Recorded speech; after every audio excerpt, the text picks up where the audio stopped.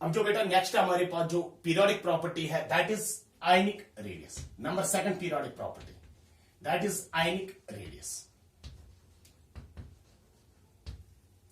You divide the ionic radius into two categories. One you call as cation radius, and number second you call that as an anion radius. Anion radius. ध्यान देना,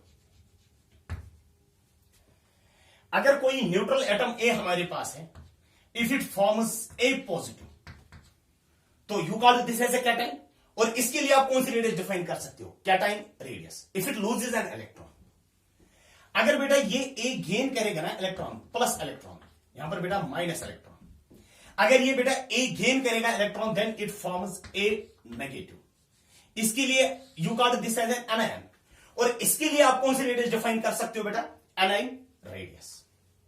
अब चाहे cation radius की बात हो, यानी cation radius हम define करते हैं किन के लिए? कैटाइंस के लिए, पॉजिटिवली चार्ज्ड स्पीशीज के लिए, और एनाइन रेडियस हम किन के लिए डिफाइन करते हैं? नेगेटिवली चार्ज्ड स्पीशीज के लिए, दैट इज एनाइंस के लिए।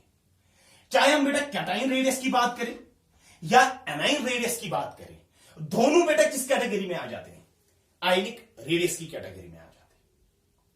ध्यान देना, आयनिक रेडियस जो होता है, ionic radius is directly proportional to electron cloud. Electron cloud, तो जितना इलेक्ट्रॉन क्लाउड ज्यादा होगा आयनिक रेडियस भी क्या होगी? ज्यादा ही होगी, क्योंकि डायरेक्टली प्रोपोर्शनल है। जितना इलेक्ट्रॉन क्लाउड कम होगा ऑब्वियसली आयनिक रेडियस भी क्या होगी? कम ही होगी। And ionic radius is inversely proportional to Z effective. जितना यानी आयनिक रेडियस और जेड इफेक्टिव के बीच में कौन सा रिलेशन है? इनवर्स। अगर जेड इफेक्टिव यानी इफेक्टिव न्यूक्लियर चार्ज, अगर इफेक्टिव न्यूक्लियर चार्ज ज्यादा है तो आयनिक रेडियस क्या होगी? कम। अगर जेड इफेक्टिव कम होगा तो आयनिक रेडियस क्या होगी? ज्यादा होगी। ये दो पॉइंट्स आप बेटा याद रख लेना। अब ध्यान देना, पहले हम डिफाइन करेंगे कौन सी रेडियस? Cation radius. फिर उसके बाद हम डिफाइन करेंगे कौन सी रेडियस? Anion radius. अब ध्यान देना, पहले हम कैटाइन के लिए देखेंगे।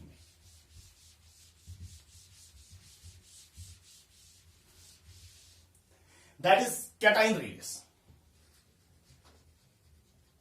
Cation radius.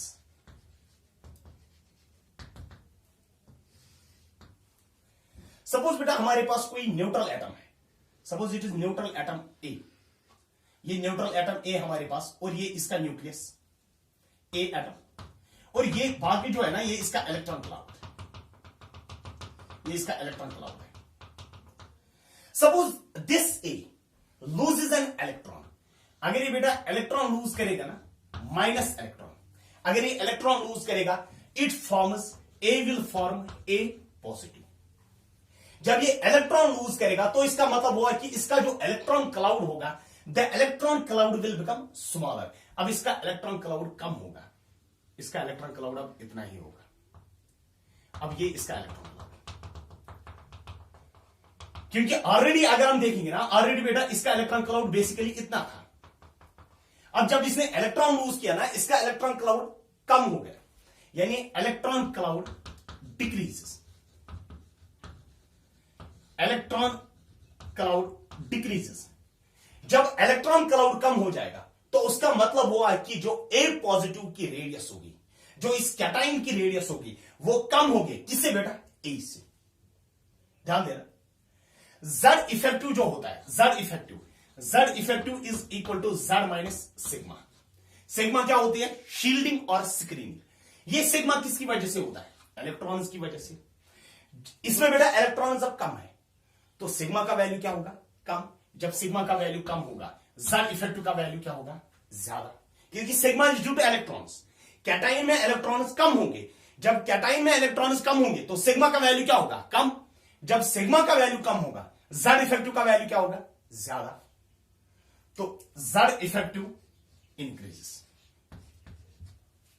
Therefore size decreases,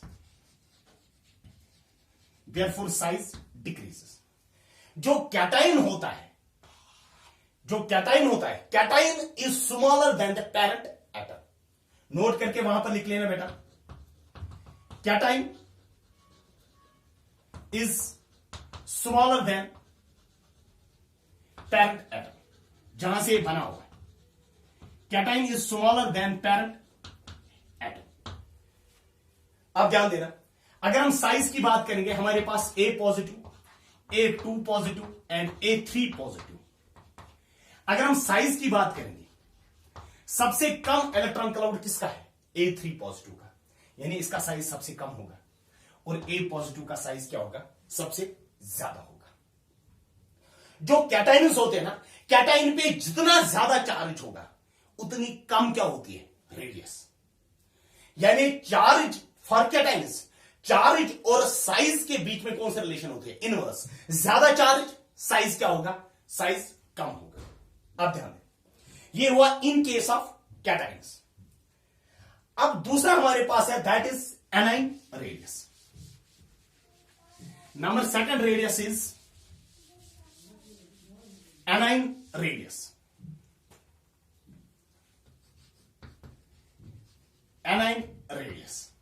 अब ध्यान दें,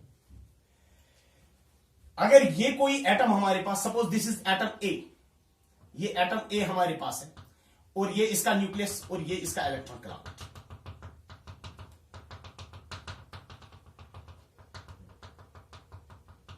ये इसका इलेक्ट्रॉन क्लाउड।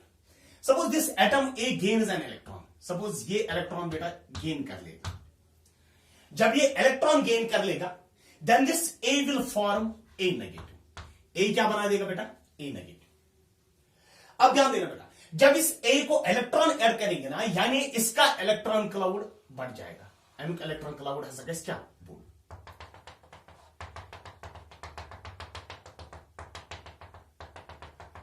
क्योंकि ए को जब हम एक्स्ट्रा इलेक्ट्रॉन देंगे तभी तो बनेगा ना ए नेगेटिव। अब इस ए नेगेटिव का इलेक्ट्रॉन क्लाउड क्या होगा? Electron cloud increases. Electron cloud increases. जब इलेक्ट्रॉन क्लाउड ज्यादा होगा, ऑब्वियसली आयनिक रेडियस जो होगी, that is the anionic radius. Anion radius क्या होगी बेटा? ज्यादा होगी। जेड इफेक्टिव का वैल्यू जो होगा, Z effective is equal to, Z effective का वैल्यू क्या होगा? Z effective decreases. क्यों? ध्यान देना, Z effective is equal to Z minus sigma.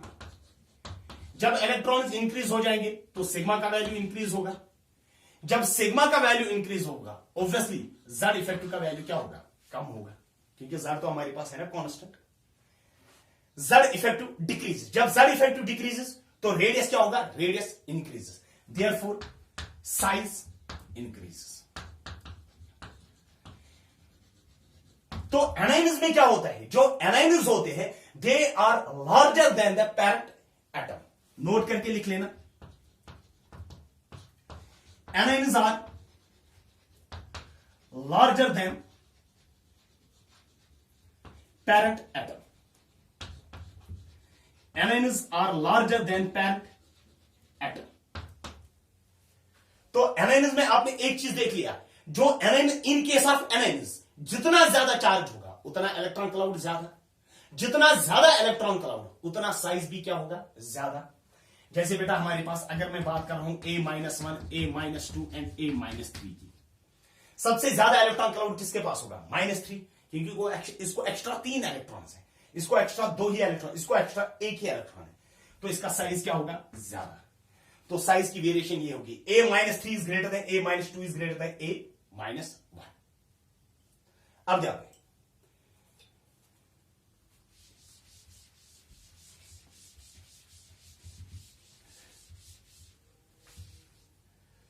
Decreasing order of size में हम देंगे, decreasing order of radius, decreasing order of ionic radius, decreasing order of ionic radius.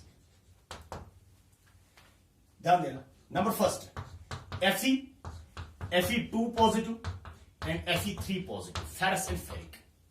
ध्यान देना, तो अगर आप देखोगे सबसे कम इलेक्ट्रॉन क्लाउड इसके पास होगा, यानी इसका साइज सबसे कम होगा, और सबसे ज्यादा इलेक्ट्रॉन्स इसके पास है, क्योंकि इसने बेटा 3 इलेक्ट्रॉन लूज किए, इसने बेटा 2 इलेक्ट्रॉन लूज किए, इसने बेटा कोई इलेक्ट्रॉन लूज नहीं किया। तो सबसे ज्यादा साइज किसके पास होगा? Fe का साइज ज्यादा होगा किससे बेटा? Fe2 पॉजिटिव से। उसका ज्यादा साइज होगा किससे बेटा? Fe3 पॉजिटिव से। ध्यान देना। इसी तरीके से number second is oxygen, oxygen -1, oxygen +1, oxygen -2, oxygen +2।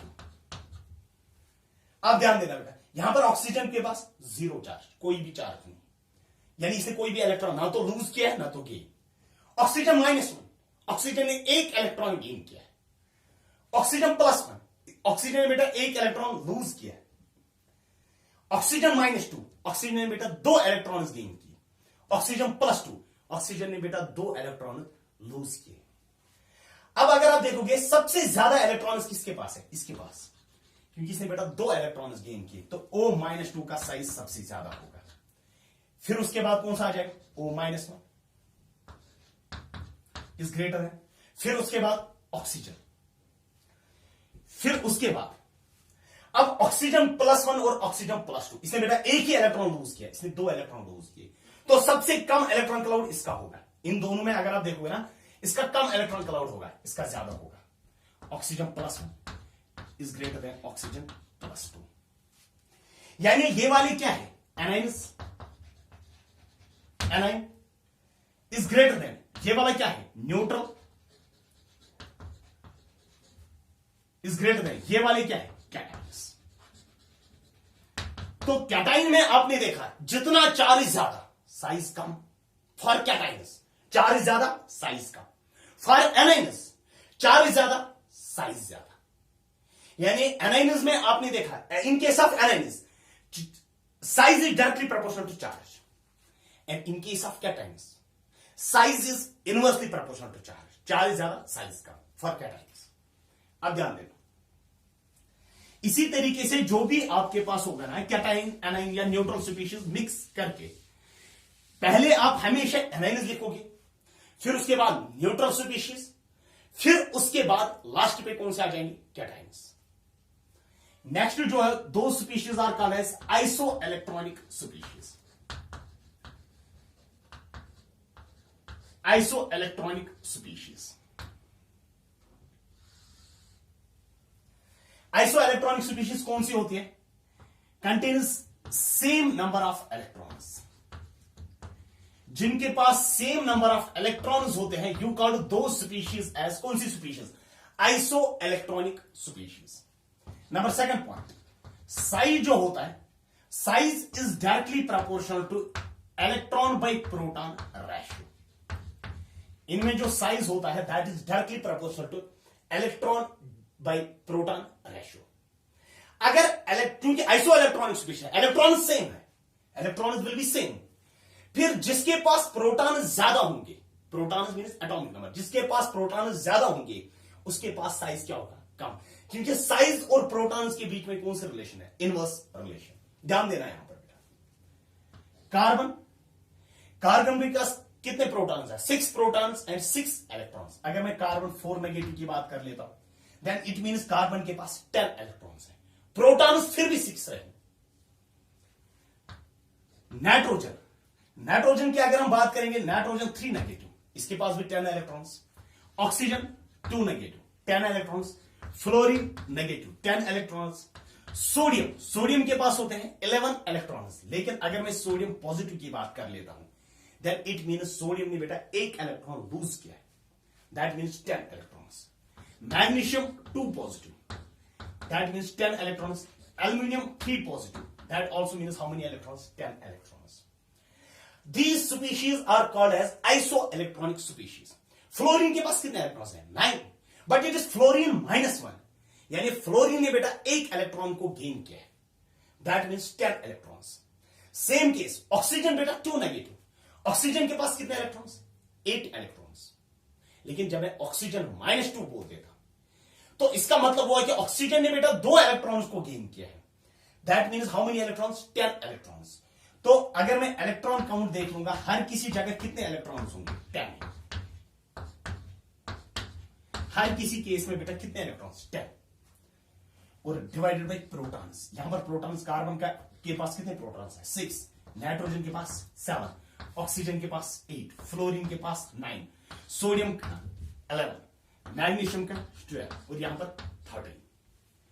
और जिसके पास प्रोटॉन, क्योंकि इलेक्ट्रॉन तो बेटा सेम है, यानी इलेक्ट्रॉन काउंट जो है दैट इज कांस्टेंट।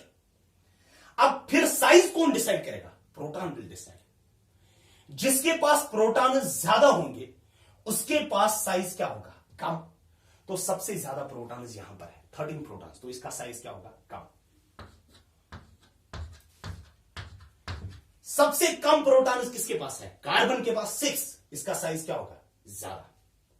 इसी तरीके से जो दूसरा अगर आप देखोगे सिलिकॉन 4 नेगेटिव, यानी दूसरा होमवर्क बेटा लिख लेना, silicon 4 negative, phosphorus 3 negative, sulphur 2 negative, chlorine negative, potassium positive, calcium 2 positive.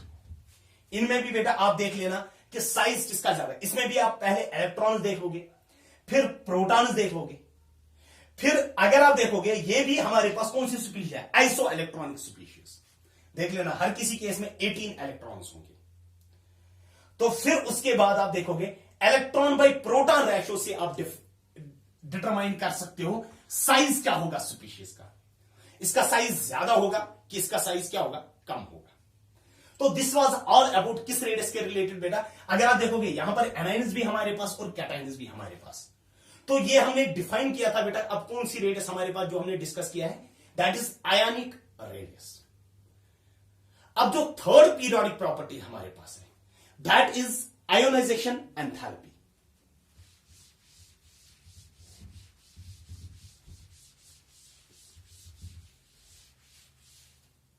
Number third periodic property is ionization enthalpy.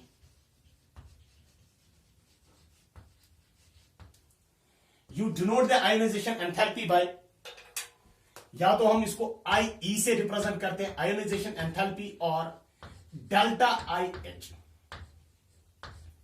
Ionisation enthalpy. ध्यान देना बेटा, आयोनाइजेशन एंथैल्पी होती क्या है, हम आयोनाइजेशन एंथैल्पी को डिफाइन करेंगे। सपोज कोई एटम हमारे पास है, ये इस एटम का न्यूक्लियस होगा और ये पहली शेल हमारे पास, first shell. Suppose the first shell contains 2 electrons, 2 electrons यहां पर प्रेजेंट है। And suppose it is the second shell, ये हमारे पास बेटा सेकंड शेल है। Suppose the second shell contains 8 electrons, 1 2 3 4 5 6 7 and 8। और ये हमारे पास बेटा third shell.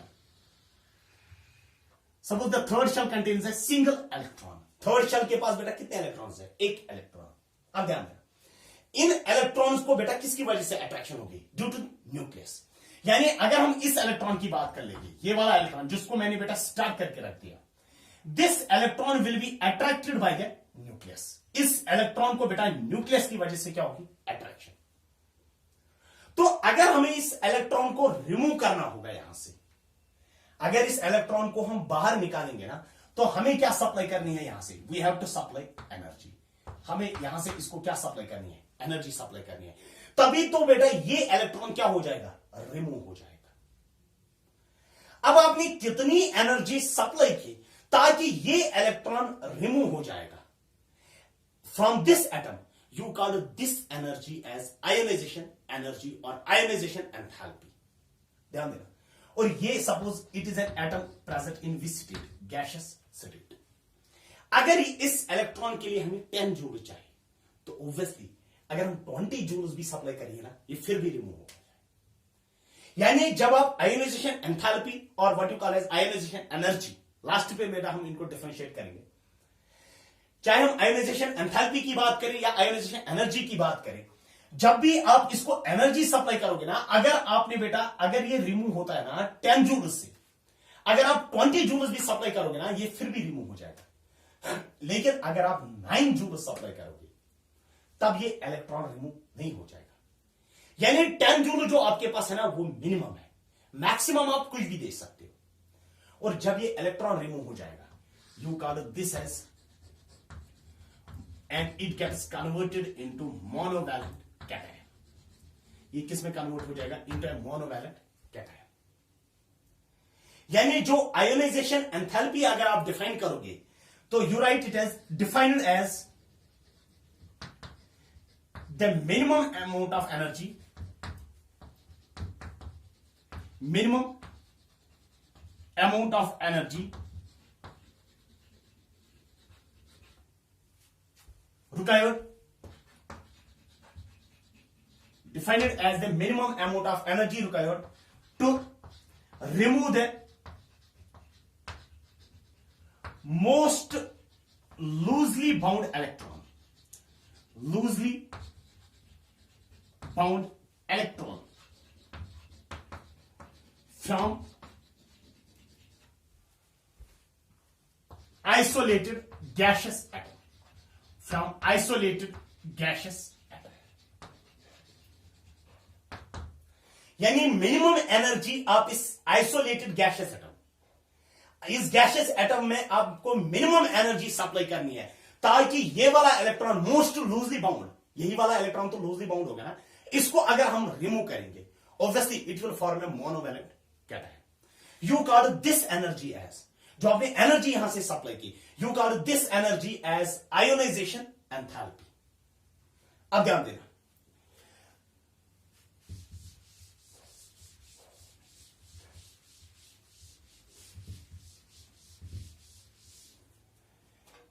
if we has atom A present in which state? Gaseous state.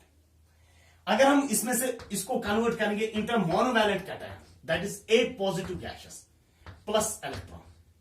ये हमने पहला इलेक्ट्रॉन रिमूव किया बेटा A से, and you call this energy as ionization enthalpy, that is IE1, that is first ionization enthalpy.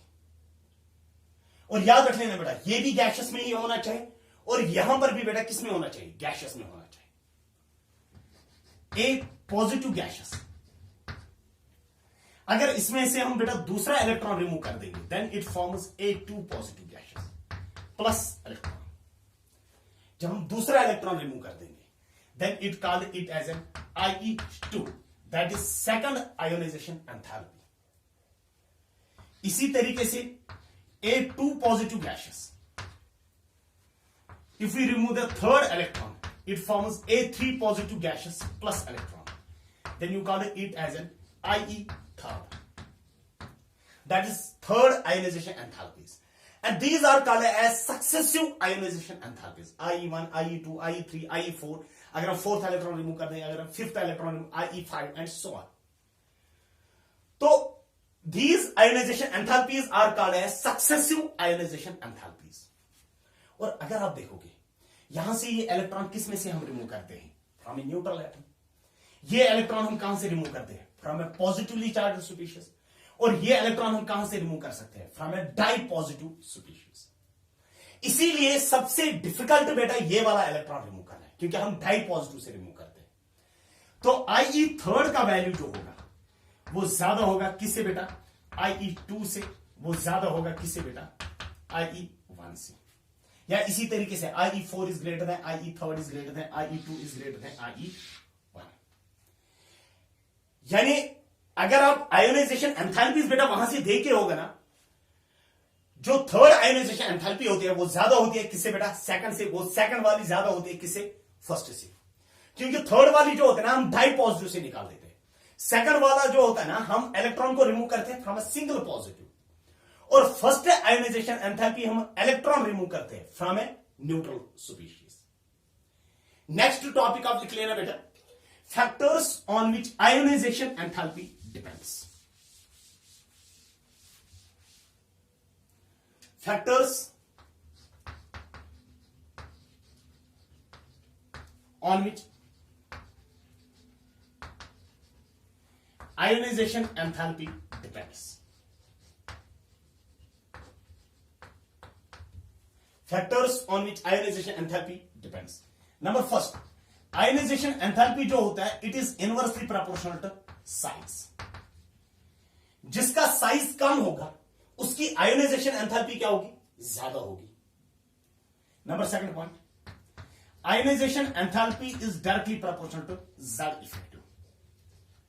Z effective का value ज्यादा होगा, ionization enthalpy भी क्या होगी? ज्यादा ही होगी. Number third point, ionization enthalpy is inversely proportional to sigma. ध्यान देना, Z effective is equal to Z minus sigma, ये है ना। अगर सिग्मा का वैल्यू ज्यादा होगा, ऑब्वियसली सिग्मा बेटा माइनस में है ना, अगर सिग्मा का वैल्यू ज्यादा होगा, Z अगर हमारे पास कांस्टेंट है, तो Z इफेक्टिव का वैल्यू क्या होगा, कम। जब Z इफेक्टिव का वैल्यू कम होगा, आयोनाइजेशन एंथैल्पी का वैल्यू कम, यानी सिग्मा का वैल्यू ज्यादा, आयोनाइजेशन एंथैल्पी का वैल्यू कम, inverse relation. Number 4, ionization enthalpy is directly proportional to positive charge. जितना पॉजिटिव चार्ज ज्यादा होगा, आयोनाइजेशन एंथैल्पी भी क्या होगी, ज्यादा।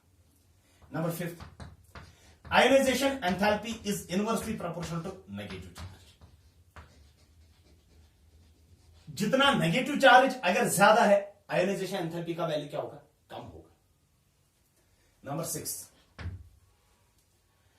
Half filled and completely filled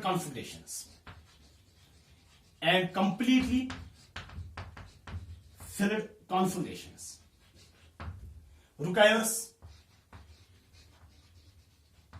more ionization enthalpy. Half filled and completely filled configurations requires more ionization enthalpy. जो half filled होते हैं और जो कंप्लीटली फिल्ड होते हैं, दे आर स्टेबल। इलेक्ट्रॉन उनमें से बेटा इजीली रिमूव नहीं हो सकता है, इसीलिए बेटा उनकी आयोनाइजेशन एंथैल्पी क्या होती है, ज्यादा होती है। अब ध्यान दें,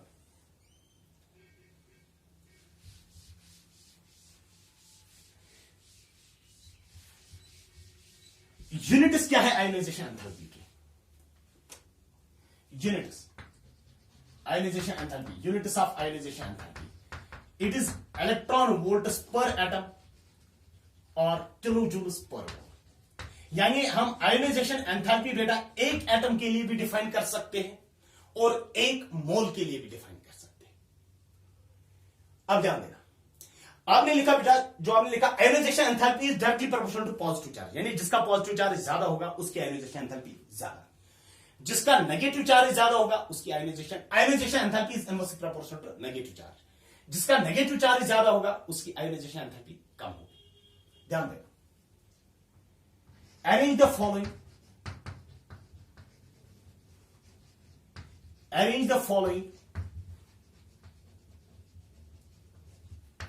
in the decreasing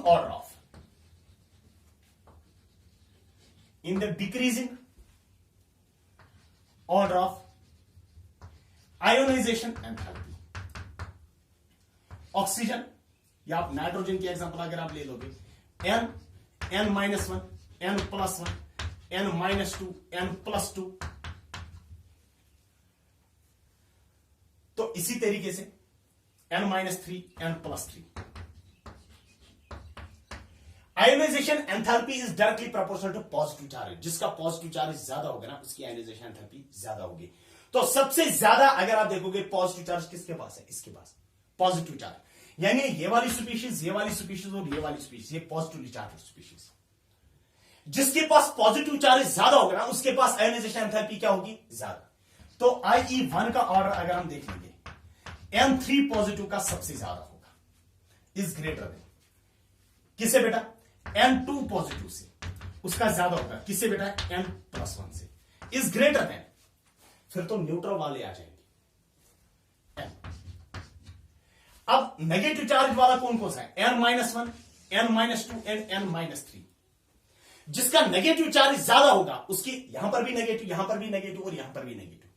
जिसका नेगेटिव ज्यादा होगा उसकी आयोनाइजेशन एंथैल्पी कम, इसका सबसे ज्यादा नेगेटिव, इसकी सबसे कम और इसका कम नेगेटिव, तो इसका ज्यादा। इन तीनों में अगर आप देखोगे ना, इन तीनों में बेटा सबसे कम इसका होगा N3 नेगेटिव का, और इसका ज्यादा होगा N-1 greater than N-2 greater than N-3।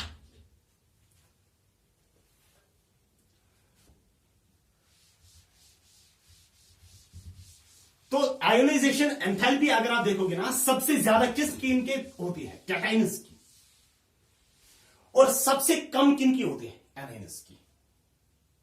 ध्यान देना, which of the following which of the following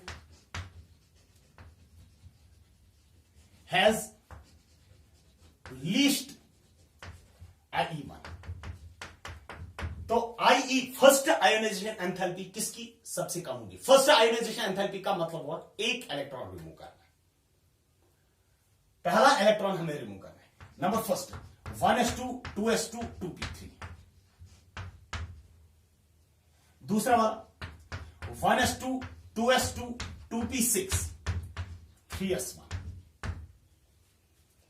third one 1s2 2s2 2p6, fourth one 1s2 2s2 2p5।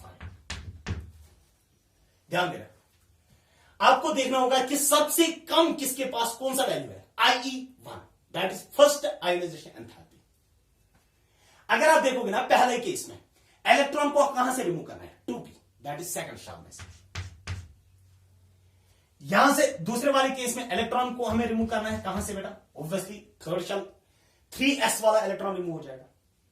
अगर हम थर्ड वाले केस में इलेक्ट्रॉन रिमूव करेंगे तो किस इलेक्ट्रॉन को रिमूव करेंगे, 2p वाले इलेक्ट्रॉन को। अगर हम फोर्थ वाले में इलेक्ट्रॉन रिमूव करेंगे तो किस इलेक्ट्रॉन को रिमूव करेंगे, 2p वाले इलेक्ट्रॉन को। तो थर्ड शेल जो होती है, ये अगर न्यूक्लियस हमारे पास है, ये फर्स्ट शेल, ये सेकंड शेल और ये थर्ड शेल, तो यहां पर भी बेटा सेकंड शेल में से इलेक्ट्रॉन रिमूव करना, इस वाले केस में बेटा थर्ड शेल में से इलेक्ट्रॉन रिमूव करना है, इस वाले केस में बेटा सेकंड शेल से रिमूव करना है, और फोर्थ वाले केस में भी इलेक्ट्रॉन सेकंड शेल में से रिमूव करना है। तो जो थर्ड शेल वाला इलेक्ट्रॉन है वही तो सबसे लूजली बाउंड होगा ना, यानी वो ज्यादा होगा न्यूक्लियस से दूर, उसी को हम बेटा इजीली रिमूव कर सकते हैं। यानी उसके लिए एनर्जी क्या चाहिए, कम, because the electron is remove from which shell, third shell.